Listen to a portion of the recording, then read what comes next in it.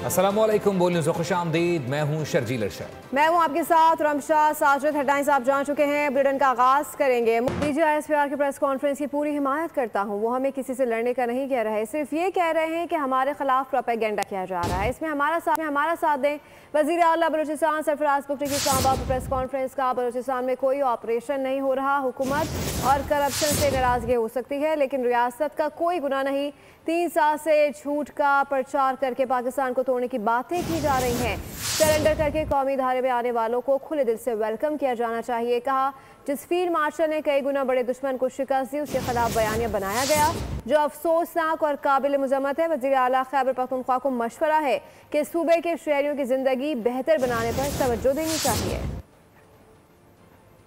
जाता है और वो पॉलिटिकल नैरेटिव बनाया जाता है against state of Pakistan, against Pakistan armed forces, against field marshal himself. मुझे बिल्कुल अच्छा नहीं लगता कि एक फेलो पॉलिटिशियन जो है वो एंटी स्टेट सिक्योरिटी रिस्क उसको कहा जाए और बजा तौर पे कहा जाए, अच्छा बिल्कुल नहीं लगता है। लेकिन क्या हमें अपने रवैयों पे गौर करने की ज़रूरत नहीं है? ये जंग जो है ये हम सबकी जंग है, जिसमें मीडिया है, जुडिशरी है, पॉलिटिशियन है, इसमें ऑल वॉक्स ऑफ लाइफ। ऐसी सिचुएशन में कि जब 2 प्रोविंसेस एक सीरियस किस्म की इंसर्जेंसी को फेस कर रहे हैं, अब ऐसी सिचुएशन में आपने this is you who have to choose.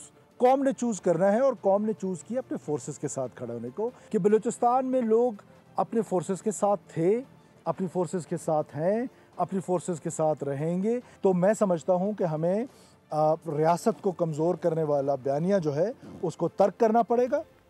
बानी PTI से जेल बर्दाश्त नहीं हो रही, उन्होंने पाकिस्तान की सलामती को दाव पर लगा दिया है। बाज़ अनासिर पाकिस्तान को गैर मुस्तहकम करने के लिए दुश्मनों का आलाकार बने हुए हैं। वफाकी वज़ीर हनीफ अब्बासी की प्रेस कॉन्फ्रेंस, कहा पूरा भारत बानी PTI के लिए रो रहा है। मुल्क को मुनज़्ज़म अंदाज में अदम इस्तेहकाम की तरफ धकेलने की कोशिश हो रही है। PTI का असल चेहरा कौम के सामने बेनकाब हो चुका है। इसके खिलाफ नहीं बना रहे, आप इंस्टीट्यूशन के खिलाफ बना रहे हैं कि आपकी बहनों ने, अलीमा खान साहिबा ने क्या कह दिया, नौरीन खान साहिबा ने क्या कह दिया कि ये पूरा हिंदुस्तान जो है इमरान खान के लिए रो रहा है। वो आप इक्तदार के पुजारी हैं, अगर इक्तदार आपको मिले तो सब अच्छा, जमहूरियत का नाम भी, फौज भी अच्छी, जर्नैल भी अच्छे, लेकिन अगर आपको इक्तदार ना मिले तो आप अपने इक्तदार की खातर मुल्क की सालमियत को दाव पे लगा देंगे। नहीं, ये हम नहीं होने देंगे कि आपने अपने हीरोज को निशाना बनाया। हमेशा आप अगर एक फौज के एक शख्स के खिलाफ होते तो कोई बात नहीं थी, मुखालफत होती है। आपने तो शहदा के मुजस्समों को तोड़ा, आपने तो GHQ पे हमला किया, आपने तो कोर कमांडर हाउस को जलाया, आपने तो वो साजिश की जो दुश्मन ख्वाहिश रखता था कि अंदर इंस्टीट्यूशन के अंदर से बगावत जो है वो बर्पा की है। इसके शवाहिद मौजूद हैं। चीफ ऑफ डिफेंस फोर्सेस के नोटिफिकेशन के बाद कयास सराइयाँ दम तोड़ गई हैं। फौज में तंजीम साजी का मकसद तीनों फोर्सेस के दरमियान राब्ते को मजीद बेहतर बनाना है। वफाकी वज़ीर पेट्रोलियम अली परवेज़ मलिक की लाहौर में मीडिया से गुफ्तगू। मजीद कहा कि मार्के हक में तीनों फोर्सेस से मिसाली राब्ते का मुजाहरा किया। वज़ीर आज़म और नायब वज़ीर आज़म की सरबराही में खारजा महाज पर भी कामयाबियाँ मिली हैं। आज आलमी सतह पर कोई बैठक पाकिस्तान की नुमाइंदगी के बगैर नहीं होती। हुकूमती कोशिशों से मुआशी सूरत हाल बेहतर हो रही है।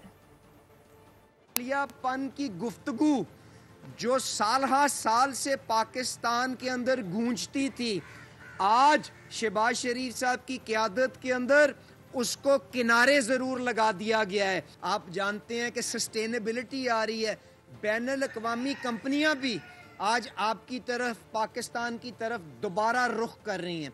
आपको सबसे पहले इस चीज़ को तय करना पड़ेगा कि पाकिस्तान की हुर्मत, पाकिस्तान की हैसियत से बढ़ के किसी की कोई अहमियत, किसी की कोई शख्सियत नहीं है। अस्करी इदारों पर ज़ाती अना की तस्कीन के लिए हमले किए जा रहे हैं, रियासत इसको बर्दाश्त नहीं करेगी। वफाकी वज़ीर इत्तलात अता तारड़ की बोल रिपोर्ट पर बतूल राजपूत में गुफ्तगू बोले, PTI हमसे मौशी मुआवजना करे, कारकर्दगी पर बात करे। ये बात साबित हो चुकी है कि PTI की जानिब से फौज को टारगेट करने के लिए भारतीय अकाउंट्स इस्तेमाल हुए।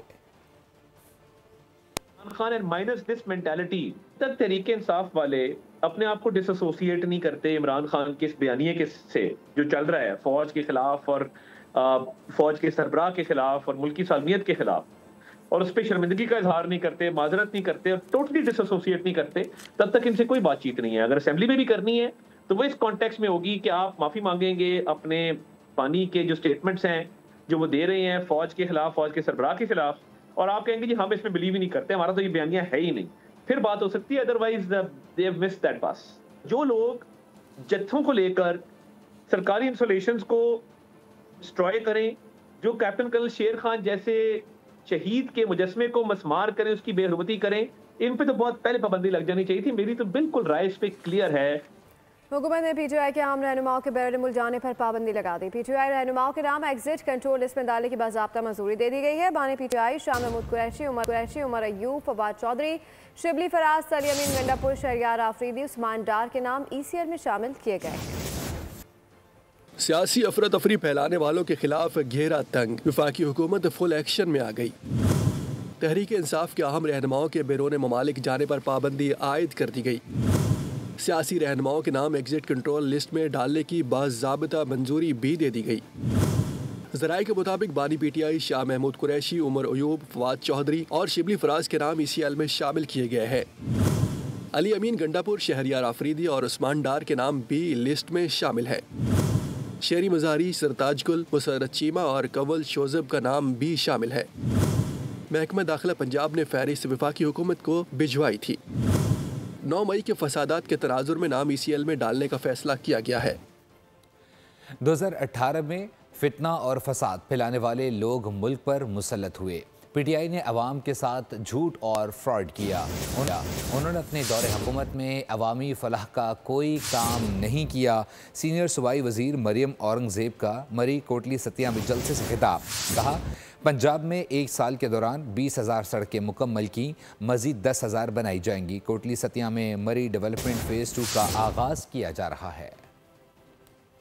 अभी तक असा नाल कोई हाथ ना मिलाना सा, क्या ना मिलाना सा, क्योंकि गाली देने वाले, फितना फसाद करने वाले, औरतानी तज़ीक करने वाले इस मुल्क पर मुसल्लत से जड़े झूठ बोलीते गए, झूठे नारे लाईते गए, उन्होंने जाम डिठे आया कुथे बैठे आज कोटली सतियां ते लिफ्ट चेयर लिफ्ट लाई ते तुसानी तकदीर बदली इंशाअल्लाह। पाकिस्तान के लिए $1.2 अरब मंजूर होने का फैसला 8 दिसंबर को होगा। मामले पर IMF एग्जीक्यूटिव बोर्ड का इजलास कल होने जा रहा है। एग्जीक्यूटिव बोर्ड मीटिंग 14 दिसंबर तक शेड्यूल है। मुल्क की मईशत से मुतालिक अहम पेशरफ, पाकिस्तान को $1.2 अरब की रकम मौसूल हो सकती है। इस सिलसिले में IMF एग्जीक्यूटिव बोर्ड का इजलास 8 दिसंबर को होगा। इजलास में पाकिस्तान से मुतालिक स्टाफ लेवल मुआहदे का भी तफसीली जायजा लिया जाएगा। IMF के मुताबिक पाकिस्तान को जारी एक्सटेंडेड फंड फैसिलिटी प्रोग्राम के तहत $1 अरब की अगली किस्त जारी होने का इम्कान है। इसके साथ ही मौसम ये उनका बतौर सदर पाकिस्तान का पहला दौरा होगा। उनके हमरा अलसता वजारती वक्त भी होगा। तर्जुमान दफ्तर खारजा के मुताबिक वज़ीर आज़म शहबाज शरीफ की दावत पर सदर से 9 दिसंबर तक इस्लामाबाद में क़याम होगा और इंडोनेशिया के सदर मुमलिकत आसिफ अली जरदारी, वज़ीर आज़म मोहम्मद शहबाज शरीफ और chief of defence forces field marshal Syed Asim Munir से भी मुलाकातें होंगी। वफूद की सतह पर मुज़ाकरात में तिजारत, सरमायाकारी, दिफा, सेहत, IT, तालीम और क्लाइमेट के मुख्तलिफ शोबों में ताउन बढ़ाने पर तबादला ख्याल किया जाएगा। इस दौरान मुताद्दिद मफादात की यादाश्तों पर भी दस्तखत किए जाएंगे। न्यूज़ स्टोरी से फिल वक्त के लिए इतना ही। मज़ीद बाखबर रहने के लिए विजिट कर सकते हैं हमारी वेबसाइट boldnews.com। देखते रहिए। सब्सक्राइब करें और बेल दबाएं ताकि कोई खबर रह न जाए।